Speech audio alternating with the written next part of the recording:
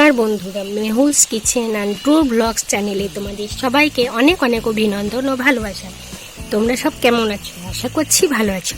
তো চলে এলাম আজকে তোমাদের একটা নতুন রেসিপি নিয়ে, গুগুলির ঝাল। তো দেখতে থাকো তোমরা কীভাবে গুগুলিটা আমি রান্না করছি। কেউ স্কিপ করো না, ভালো লাগলে লাইক করো, কমেন্ট করো প্লিজ। তো চলো প্রথম দেখতে থাকো।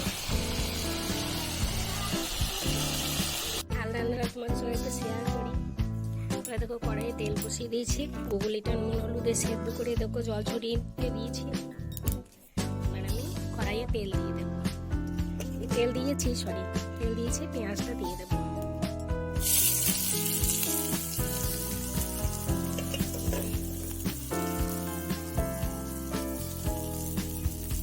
পেঁয়াজটা ভাজা হয়ে গেছে। এবারে দেখো লাল লাল করে অনেক লঙ্কা দিয়েছি, আমি প্রায় 5টা লঙ্কা দিয়েছি, জিরে দিয়েছি, আদা রসুন সব দিয়ে দেবো। আমরা এগুলো ঝাল খেতে ভালোবাসি, সেই জন্য ঝাল দিয়ে দিলাম।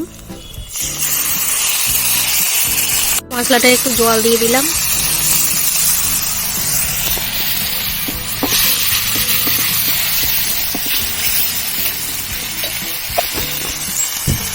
এবার আমি এত হলুদ গুঁড়ো দিয়ে দেবো।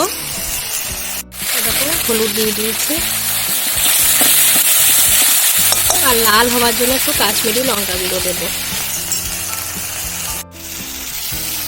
দেখো লঙ্কা গুঁড়ো দিয়ে দিয়েছি, এবার ভালো করে ভেজে নেব।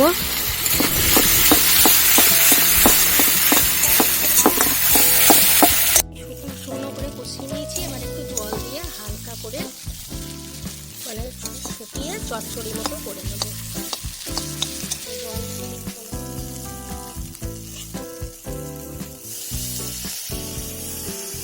হালকা জল দেবো।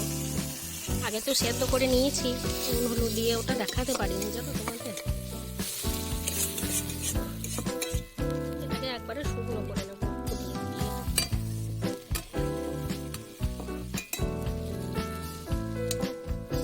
এই দেখো আমার ঝোল পুরো মরে গেছে, শুকিয়ে গেছে। এবার আমি এটাকে নামিয়ে নেব। আমার রেডি হয়ে গেছে গুগুলির ঝাল চচ্চড়ি।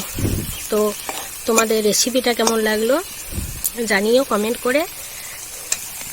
আজকের মতো এখানেই শেষ করলাম। টাটা, বাই বাই, ভালো থেকো, সুস্থ থেকো।